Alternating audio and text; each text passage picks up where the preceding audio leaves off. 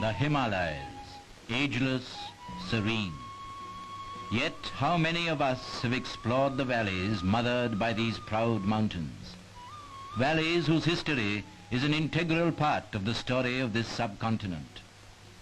Two such valleys north of the Punjab are among the most famed, Kangra and Kullu. The Kangra Valley is at peace now, but these forts are pointers to a turbulent past. No one lives in them now. No soldiers guard their entrances, and no darbars are held there. Yet, only 100 years ago, they were the nerve centers of this lyrical land, a lyricism which finds expression in the great school of Pahari painting. On the fringe of the valley stands a famous temple. There are no immortal images here, only an immortal flame, which, legend says, emerges from the fiery mouth of the goddess Jwalamukhi. Beyond the verdant valley, rising abruptly, are the mountains of the Dauladhar range, or the White Ridge. They span the entire length of the valley from west to east, feed the rivers with their snows, bring fertility to the soil. The Kangra Valley is well known for its rich paddy fields and its sprawling tea gardens.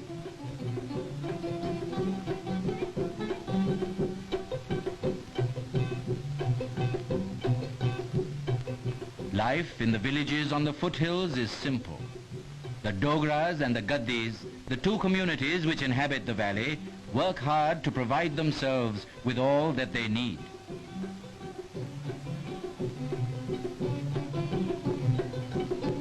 Leisure is well spent in the pursuit of beauty, beauty which makes life serene and satisfying.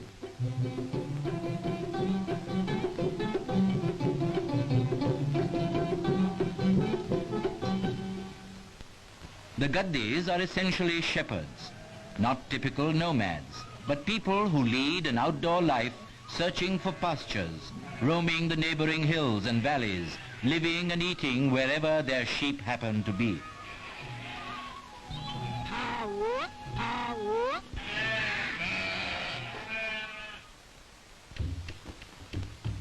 From Kangra on to Kullu.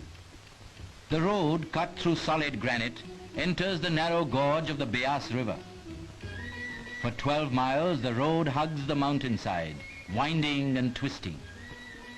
Soon the rugged mountains open, and there before us is the lush valley of the gods, Kullu, some 40 miles long and between 1 to 2 miles wide. At the entrance to the valley is the renowned temple of Basheshwar Mahadev at Bajora.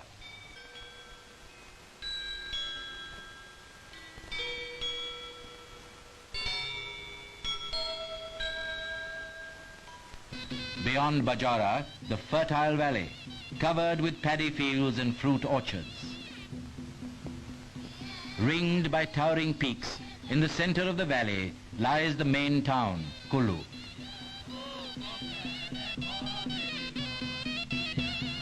"23 miles beyond is Manali, the most important market for trade and commerce in the valley. The valley, as it were, meets here.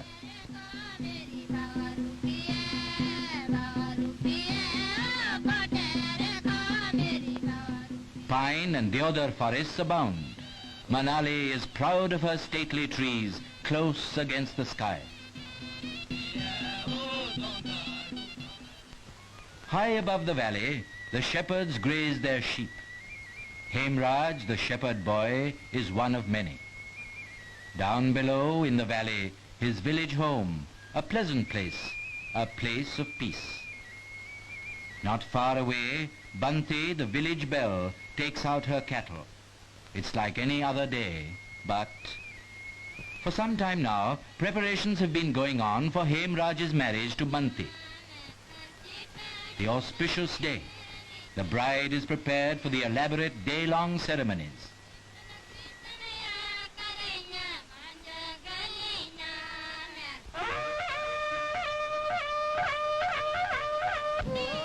The bridegroom and his party are ready to leave for the bride's house.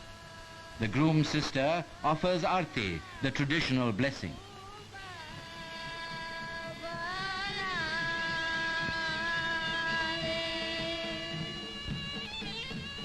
The marriage procession is on its way.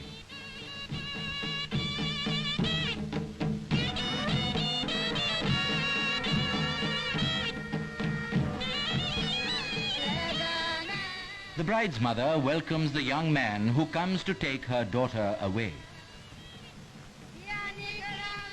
According to custom, the bride, heavily veiled, is carried by her maternal uncle.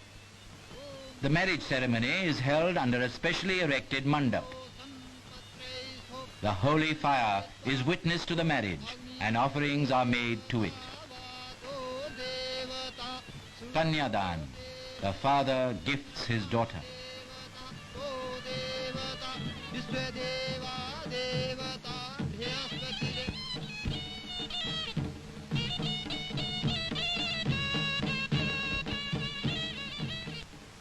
They walk round the holy fire 7 times, and they are man and wife.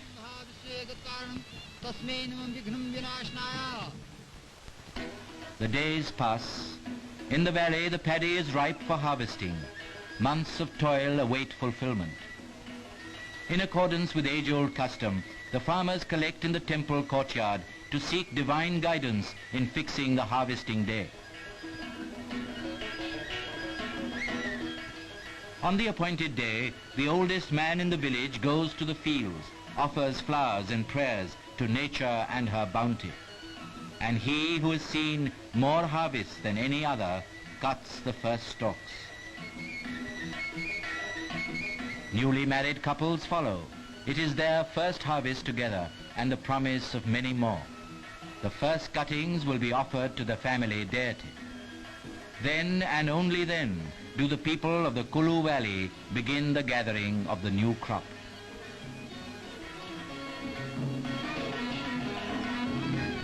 From the fields, the menfolk visit the temples and shrines and make their offerings. Meanwhile, the women thresh the paddy, prepare for the harvest feast. The paddy is roasted in a common kitchen. This has been so for as long as one can remember. In the evening, the freshly harvested paddy is cooked in every home. It is said by some that each harvest of paddy has its own flavor.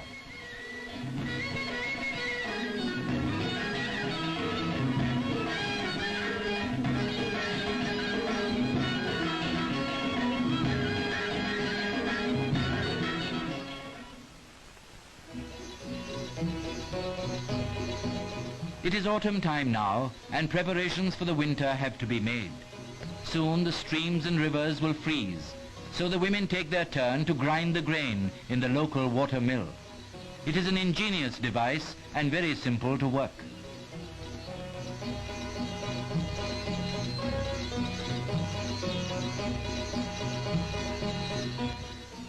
The hunt for wood, fodder and grass is important.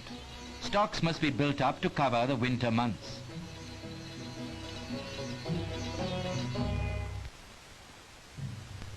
The wind is awake. Winter is on its way. And then the snow, the beautiful snow, filling the sky and the earth below. But the business of living goes on, as always. Even the sheep must be taken out and fed.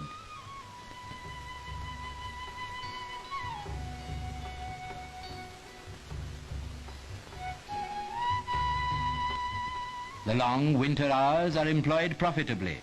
Some weave the famous Kulu shawls. Others spin yarn or yarns by the fireside.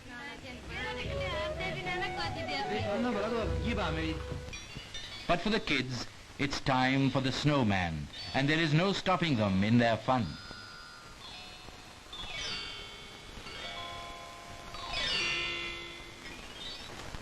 Now, the snow line on the mountains begins to recede. Spring is bursting through. And with spring comes new life.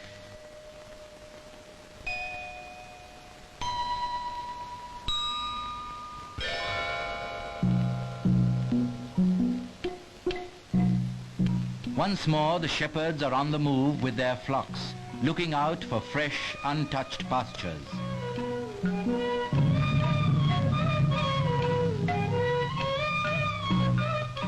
Once again, the farmers turn to their fields, which must now be prepared for sowing.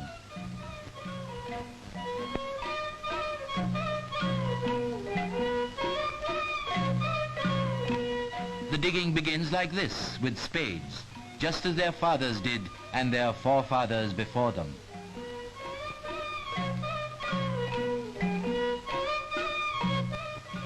When the summer comes, the passes to other valleys open. Sheep and mules laden with cloth, salt, sugar and spices trudge across the Rohtang Pass on to Lahaul and Spiti on the other side of the mountain. From there they will bring back wool and kut, an important medicinal herb.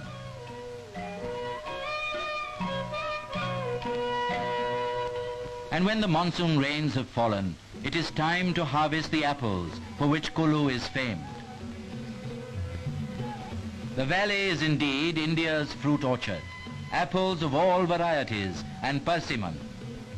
The way of life is well ordered in these mountain regions, in tune with the coming and going of seasons.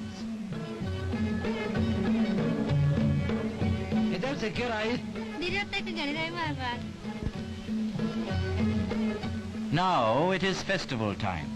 Everywhere families are preparing to join the Dasera celebrations.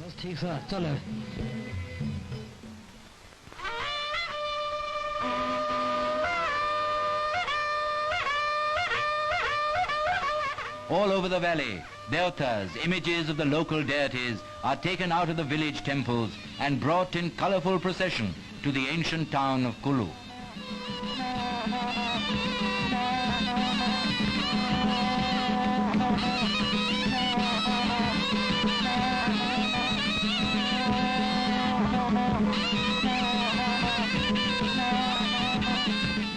With each hour, the throng swells. All the Devatas are here, following the chariot of Raghunathji. He is the presiding deity of the valley. These celebrations recall the story of the Ramayana, of the triumph of good over evil.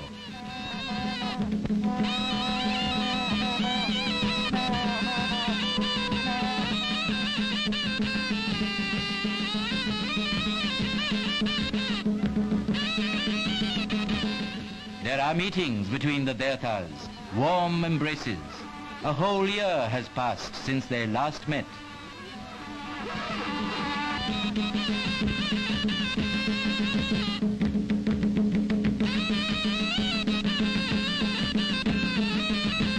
The Valley of the Gods in full array. The gods and their people together inseparable.